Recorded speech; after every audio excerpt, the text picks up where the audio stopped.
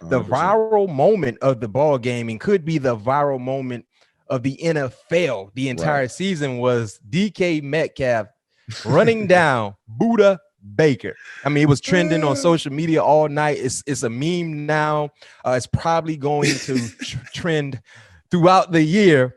Man, now I saw the play from 7 different angles. And I'm a vouch for Budda, man. I'm gonna give him a break here, but go ahead. Yeah. I saw the play from about 7 different angles. Yeah. I saw you because you started to put it in high gear also to go celebrate with your guy because you actually thought he was going to score. Right. But in mid sprint, right? Because you had to see number 14 going to chase. I was guarding him. He ran a little under route, a little drag route. I saw a little drag route. What were you thinking in mid sprint, seeing Budda just basically get reeled in like a fish in water? So check this out, right? So Budda get the pick, boom. Like you said, DK's in front of me. I'm right on the side of him. I see Budda get the pick. And the only thing that I see, DK just he put the head I was like, down. oh boy.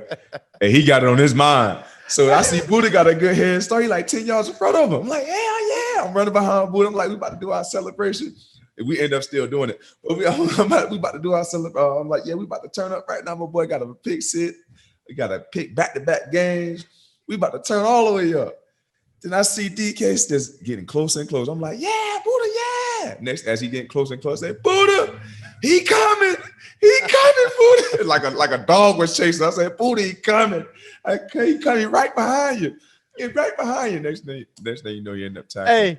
Hey, Pat, you already know, like, if for you listeners and viewers that are watching us, if you ever been to a track meet and you see one sprinter running with their head down and the other sprinter running with their head back, like a dog chasing them, you know who's moving faster. Like you said, Pat P, DK put that head down and was going. And I think it was probably after the first 30 yards, Budda was like, that head was back. Yeah. And it was like a dog was chasing them. All right, so now I'm a vouch for my man, Budda. Okay.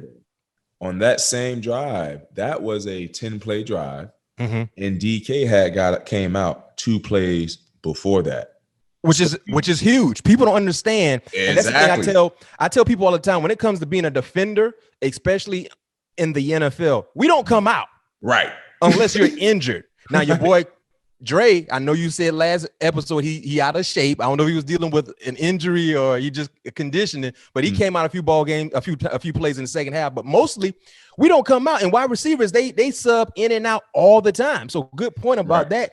Because if Budda Baker was out there for 10 plays, and one thing about Budda Baker, every play he's going 110%. Right. He's giving it his all.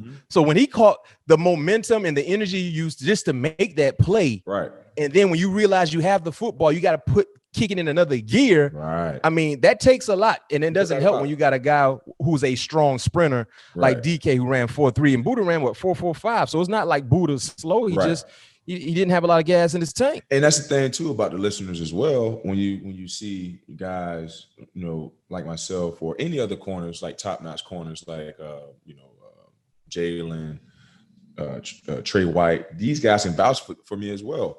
What they do is they'll send a third-string receiver in just to run them off. Run you deep. Oh man, just to run you deep to bring the number 1 guy back in fresh so he can run a route. I'm like, man, I'm playing the whole game. Why you can't play the whole game? Hey, no question. Or you gonna tell a third-string receiver, bro, if it's a run play, come block me. Right. Don't run me off, man. Come on, man. Yeah, let's battle a little bit. Don't run me off, man. Because now, in your mind, Pat, you like, man, listen, I can't let this dude who got fresh legs think he got to step on me. So now you got to put it in extra gear. Right. And you're using more energy. Right. Yeah, man, people in this Pat. And that's what Seattle do all the time. That's inside. That's inside information because a lot of people don't understand. When you watch the NFL ball games and we watch some of these quality secondary guys, they're not coming out. No. These receivers come out. They take themselves in or out. Even if it's a big play, even if it's not to your guy, you got to chase down to try to make a tackle. And guess what? That receiver's coming out. You got a fresh guy coming in trying to make a name. No question. No question. And Pat, that's a good segue talking about DK Metcalf. Now, last week after the Cowboys victory, I highlighted the matchup between you and number 14, DK Metcalf. And yes, you did. I I said it was going to be a 5-star matchup. I said it. I said it was a 5-star matchup. Man, looking at some of the numbers, and this stat is courtesy of NFL Next Gen Stats. Metcalf versus Peterson. Pat shadowed DK on 42 of 49 routes. That's 86%. DK 4 targets, 1 reception for 6 yards, 1 interception. Now, this is the show. The show is yours, Pat. This is your floor right here. man, the mindset going into that ball game, and at one point in time, did you realize, like, yeah, I'm in my bag right now. This is gonna be an A+ game for me, man, against Metcalf. The first play, they just made Lockett made a heck of a catch, and Russell made one of the best throws that I had to defend in a long time.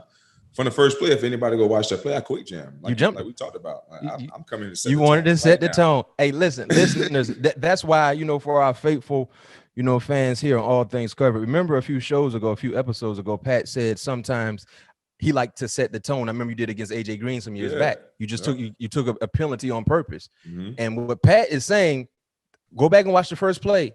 He jumped into Lockett's chest. Mm-hmm. I mean, bam, 2-hand jam, bam. You know what I mean? Bam. And Russell was able to gather himself. Pressure didn't get there. And explain to the listeners and viewers, Pat, that sometimes you can be in great position and the play is just a better play. That was the situation there. Talk us through that play.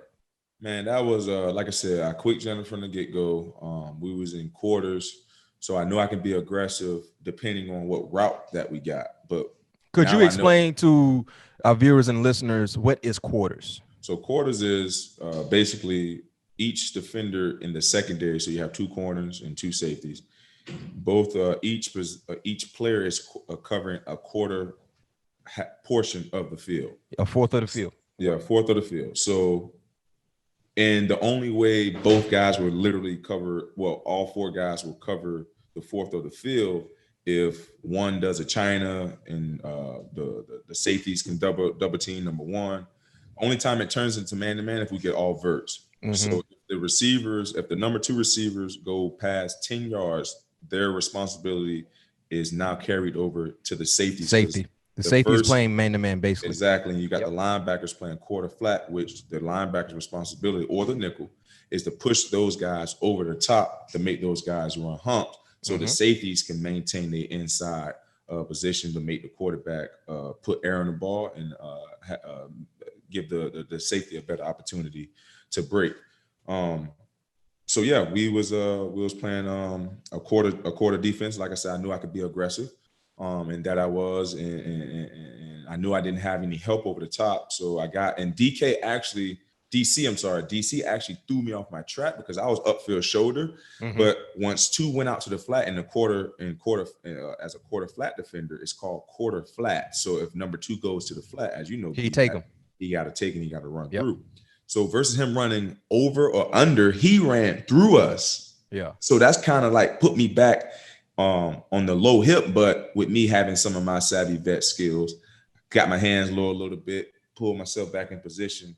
And right when I was getting in position, I heard the ball, like when you're on side, you hear ball. Mm-hmm. And right when I look up, it was coming down, and I had his right hand like clenched a little bit to where he had to make. That's another savvy vet move, young corners that are listening and watching us right now. Yeah, most referees don't see that in-game action. They don't see that. No. So if you go back and watch that play, man, I literally put so many savvy vet moves in that one play. It's not even funny. But anywho, got my hands low, clenched them, and as I'm leaning into him, I see the ball just literally come down like at the corner of my eye, and I just tried to get my hand in there.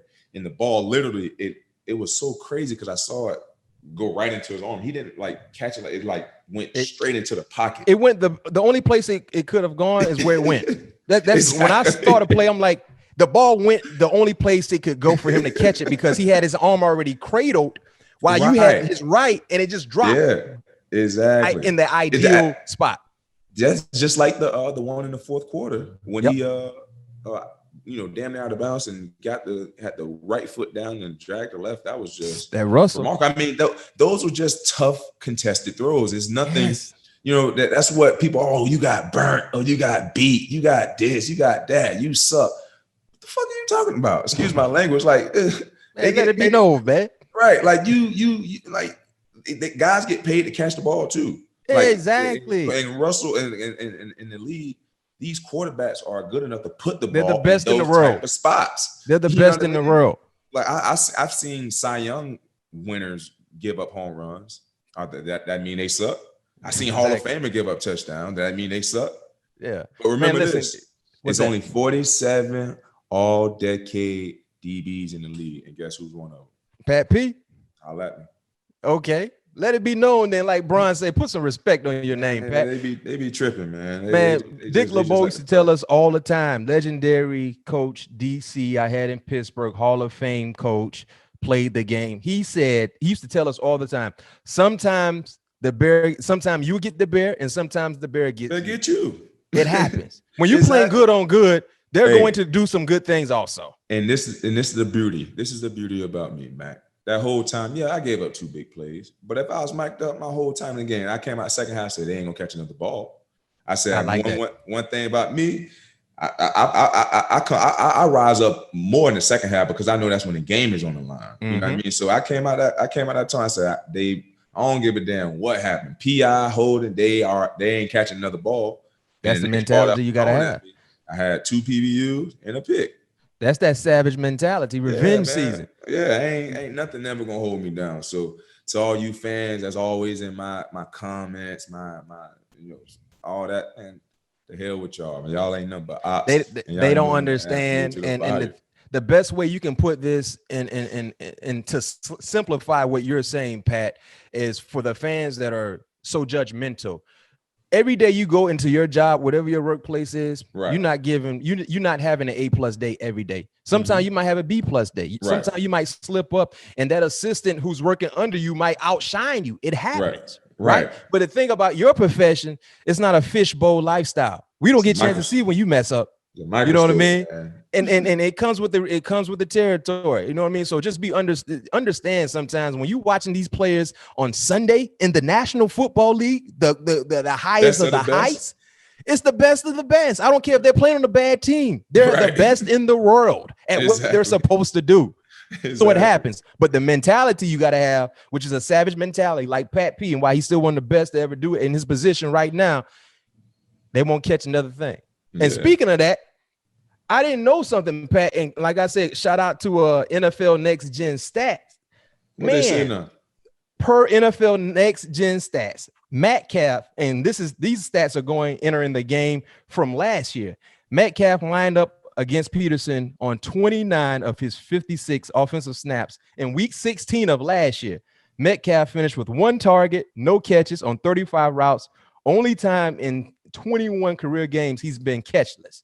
So, I mean, going back to last year, week 16, and the matchup we just saw Sunday night, I mean, you 2-0 right now. Yeah, man. Hey. I didn't say it. Jay-Z said men lie, women lie. But one thing that don't lie, numbers.